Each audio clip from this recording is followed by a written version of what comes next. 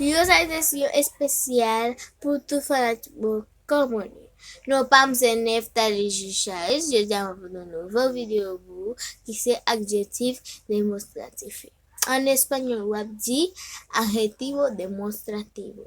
Más, la commencer. Masculin. En espagnol, on dit masculino. Singulier. En espagnol, on dit singular. La commencer.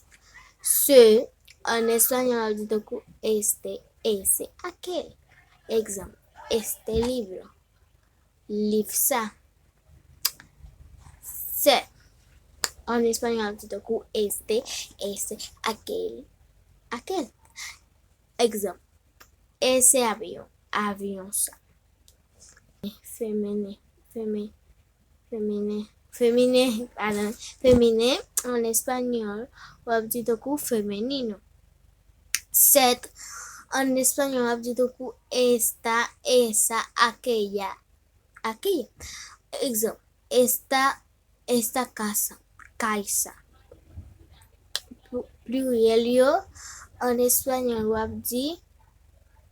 plural.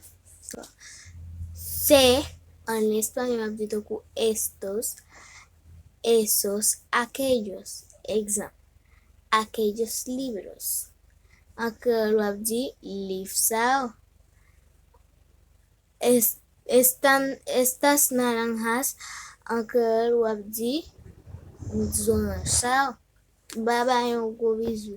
Bye, moi qui t'envoie un like et moi qui te pose une question, qui te dit comment vous me dites ça, Bye bye.